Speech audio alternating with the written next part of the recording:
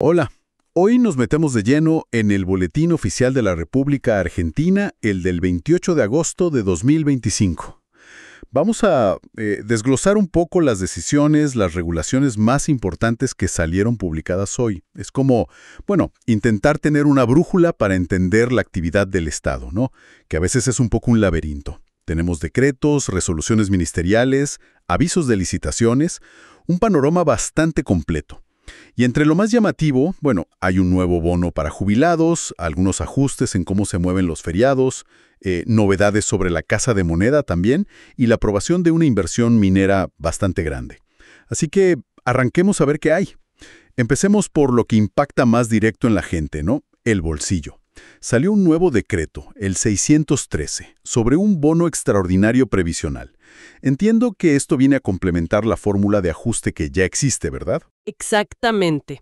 Es un bono de hasta 70,000 pesos que se va a pagar en septiembre. Ajá. Si bien es cierto que desde julio del año pasado, del 2024, los haberes se ajustan mes a mes por inflación con la fórmula del decreto 274, bueno, parece que se consideró necesario este refuerzo extra. Claro. El objetivo, digamos, es intentar sostener el poder de compra de los jubilados y pensionados.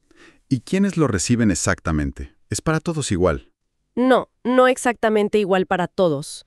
El bono completo, los 70,000 pesos, es para quienes cobran la jubilación o pensión mínima, o incluso menos que la mínima. Entiendo. Ahora, si alguien cobra más que esa mínima, recibe un monto menor.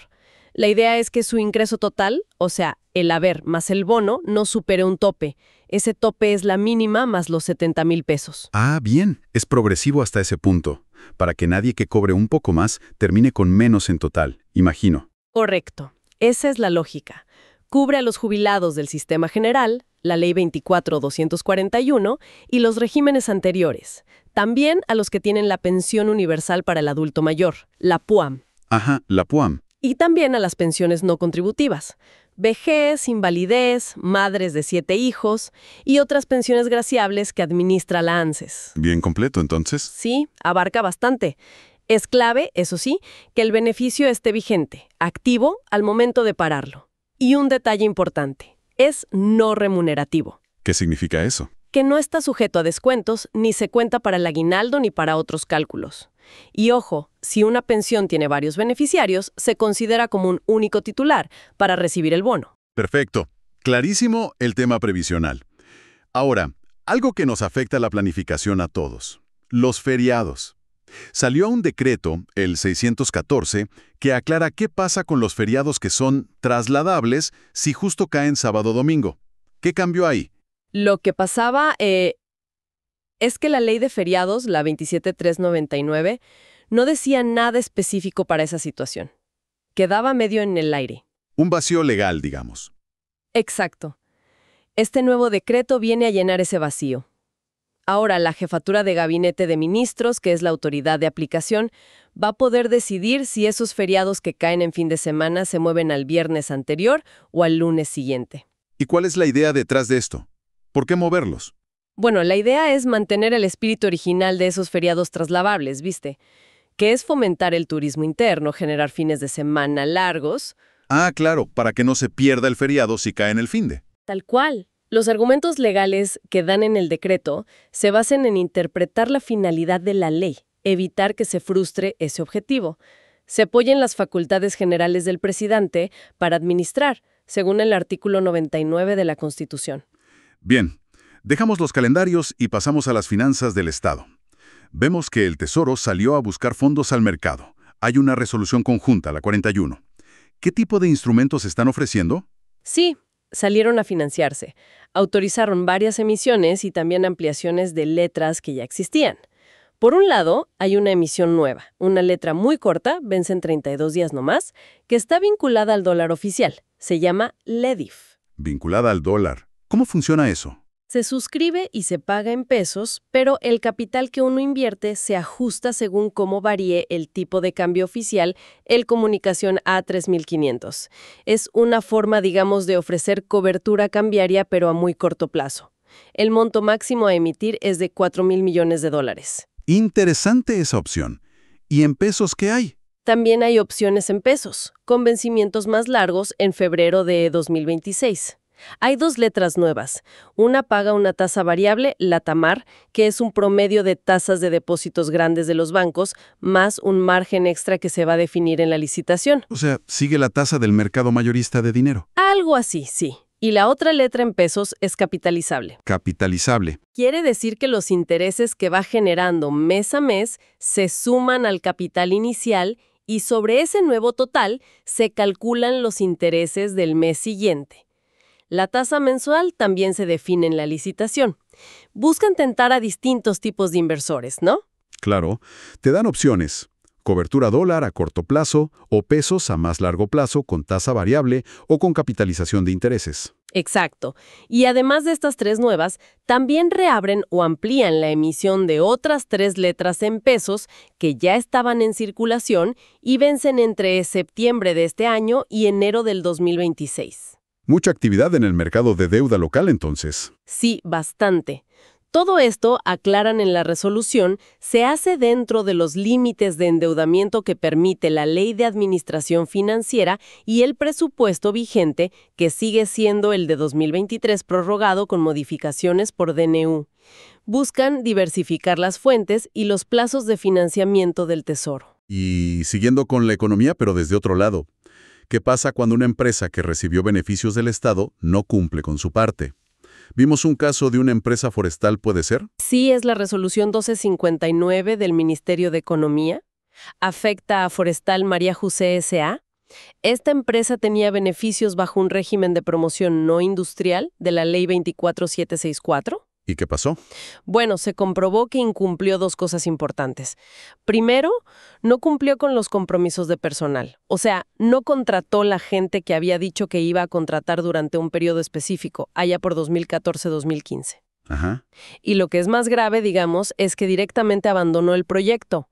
Vendió las tierras que tenía en Misiones, donde supuestamente iba a hacer la forestación, en marzo de 2015. Ah, o sea, se llevó los beneficios y después vendió todo. Parece que algo así. Ya en 2022 le habían aplicado el decaimiento de beneficios, o sea, le quitaron las ventajas fiscales que tenía. Y ahora, con esta nueva resolución, le aplican además una multa. Una multa económica. Sí, de unos 152,000 pesos. La ley original de promoción, la 22021, permite multar hasta por un 8% de la inversión que la empresa se había comprometido a hacer. Es un recordatorio, ¿no?, de que los beneficios estatales vienen con obligaciones que hay que cumplir. Queda claro. Bueno, cambiemos de tema y miremos un poco la gestión interna del Estado. ¿Cómo se organiza? La situación de la Casa de Moneda sigue dando que hablar. Así es. Se publicó un decreto que prorroga por otros 120 días la intervención de Casa de Moneda Sociedad Anónima Unipersonal, la SAU. Y sigue el mismo interventor, el doctor Cabañaro. Recordame un poco el contexto. ¿Por qué estaba intervenida? Bueno, esto viene del DNU 70 del 2023, que transformó a Casa de Moneda en SAU. Poco después se decidió intervenirla. Hubo una intervención inicial y ya una prórroga anterior. Ahora es la segunda prórroga. ¿Y por qué se justifica la intervención? ¿Tan mal estaba? Según los informes que presentó el propio interventor, la situación era, y parece que sigue siendo, bastante crítica. Hablan de una estructura sobredimensionada, costos operativos muy altos. Maquinaria importada que nunca se llegó a instalar, deuda por inversiones que quedaron a mitad de camino, funciones superpuestas entre distintas áreas. Un panorama complicado. Y encima con problemas de ingresos, ¿no? Claro, eso lo agravó. Se rescindieron contratos importantes que tenían, por ejemplo, con el Banco Central y también con la Dirección Nacional de Registros del Automotor, para hacer las chapas patente. Eso golpeó fuerte los ingresos. Y se había decidido achicarla, transferir partes a otros organismos. Exactamente. Hubo un decreto anterior, el 442 de este año, que dispuso transferir áreas operativas clave. La parte de instrumentos fiscales se va a la nueva agencia aduanera, ARCA. La de pasaportes al RENAPER y la billetera virtual a ARSAT.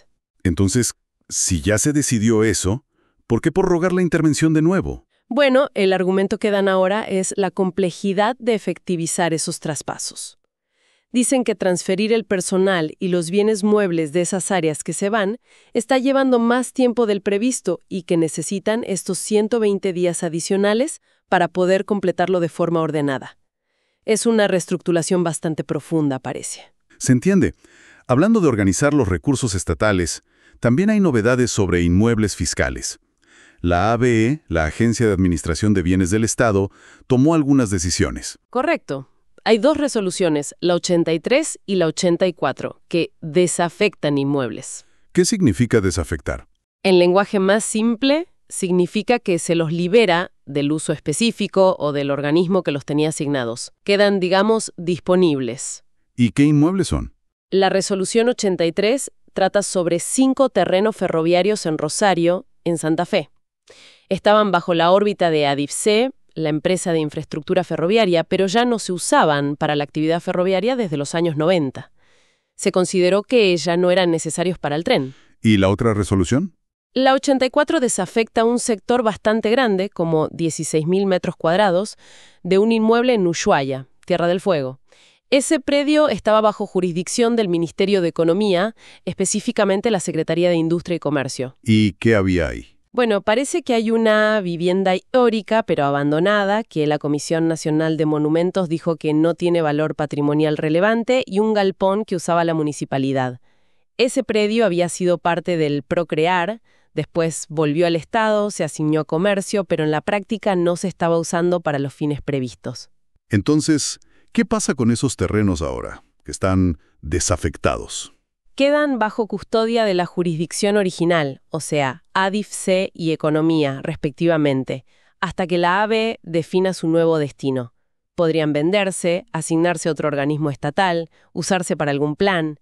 La idea es optimizar el uso del patrimonio del Estado y no tener bienes ociosos o sin un uso claro.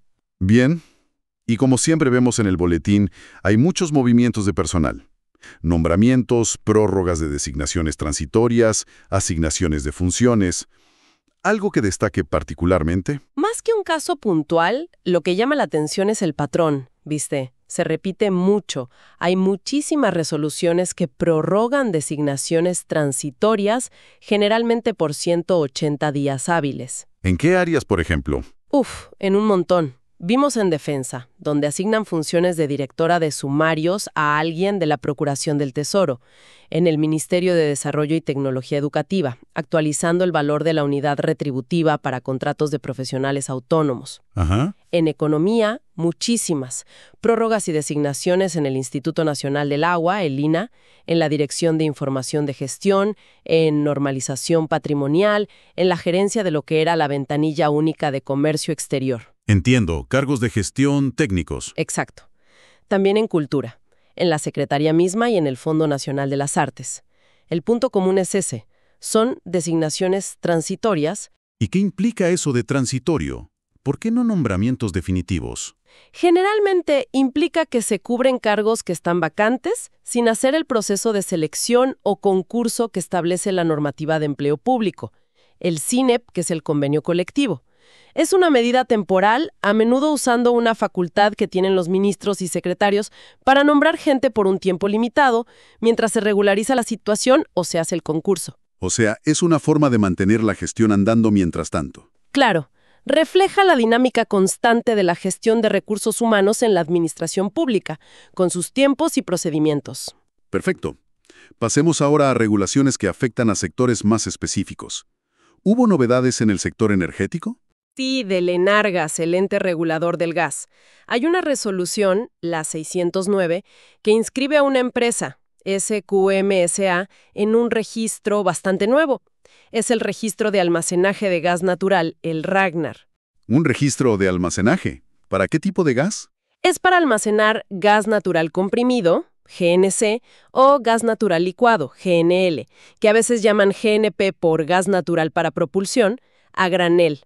Esta empresa quedó inscrita en la categoría 1, que es la de almacenador de GNC-GNP a granel. ¿Y por qué es importante este registro?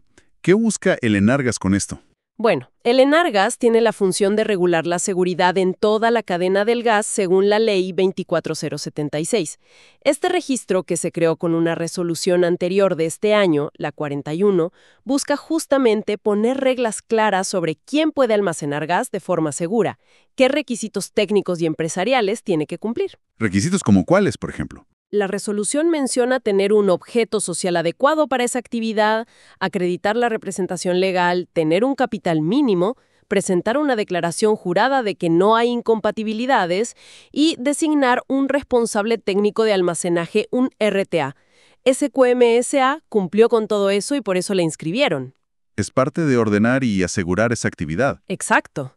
Curiosamente, la resolución menciona de paso la futura creación del Ente Nacional Regulador del Gas y la Electricidad, que va a unificar los entes actuales según una ley nueva, la 27.742, pero aclara que, mientras no se forme el directorio de ese nuevo ente unificado, el Enargas sigue funcionando normalmente.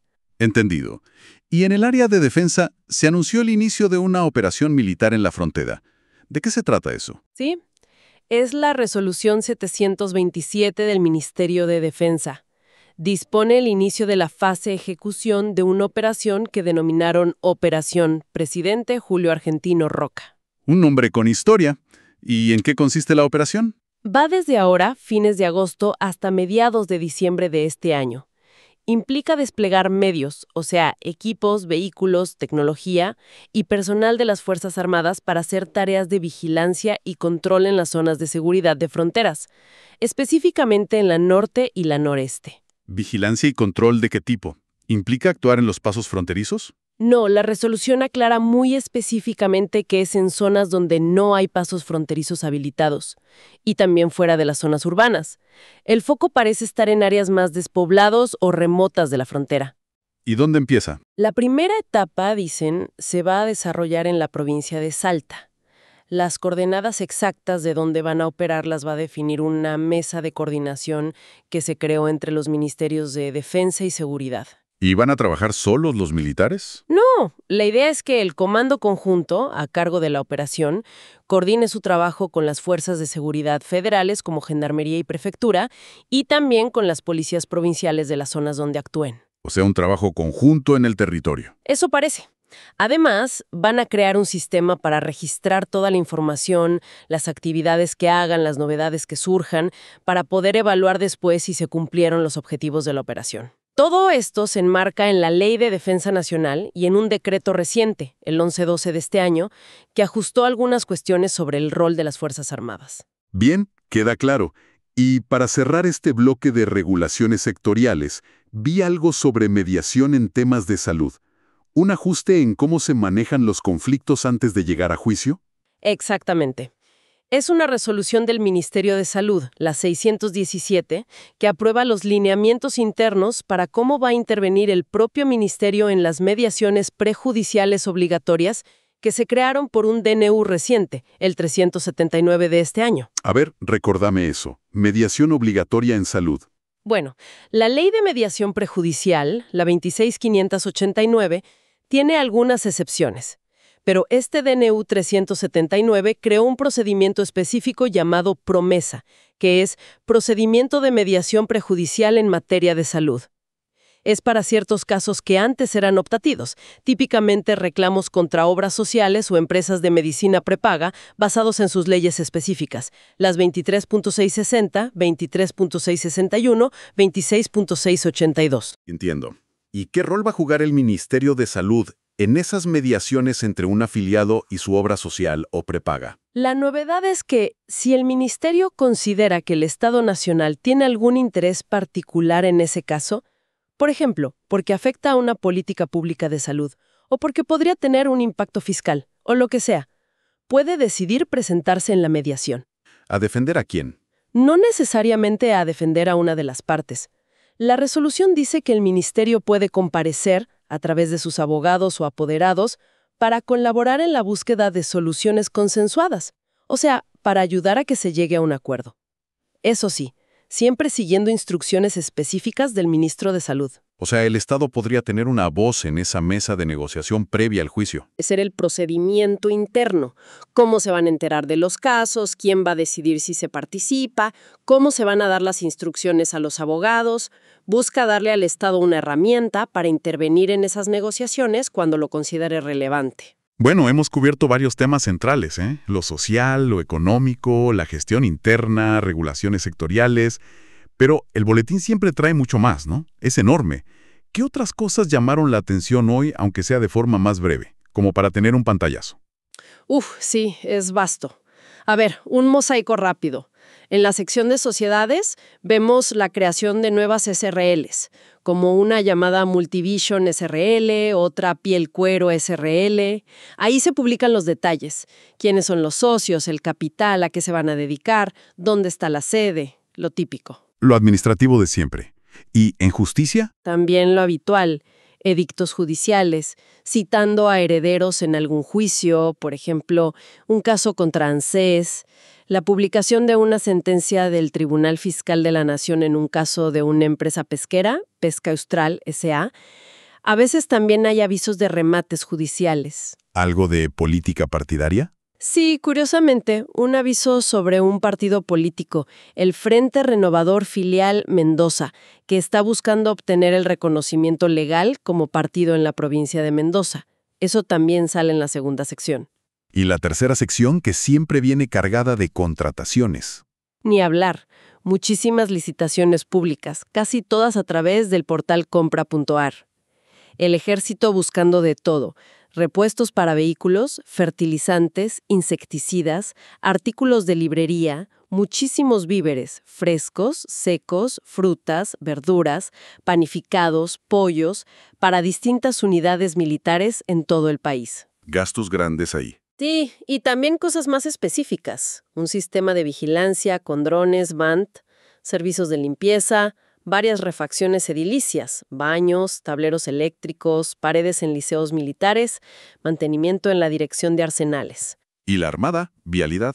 La Armada también, buscando equipos para medir combustible en un buque y servicios de mecanizado para motores en el Arsenal Naval de Puerto Belgrano. Y la Dirección Nacional de Vialidad licitando servicios de remolque, de grúas, en rutas de Entre Ríos, Corrientes y Buenos Aires. Refleja la actividad logística y de mantenimiento constante del Estado. ¿Algún otro sector con avisos relevantes? Sí, varios. La Superintendencia de Seguros publicó actualizaciones sobre el Sistema Informativo de Pólizas, el SIEP, e inscribió a nuevos liquidadores de siniestros y sociedades de productores de seguros.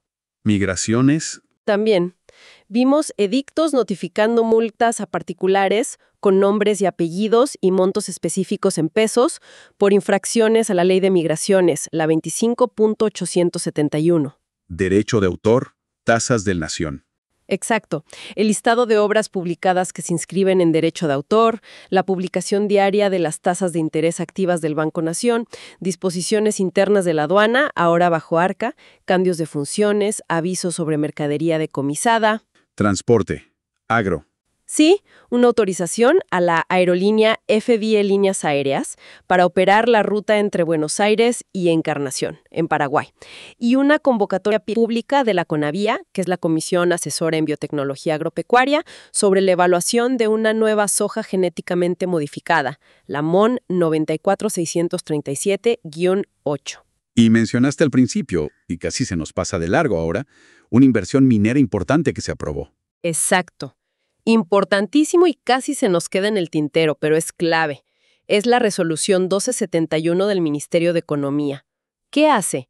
Aprueba la adhesión al RIGI. El régimen de incentivo para grandes inversiones, este nuevo régimen tan comentado. Ese mismo.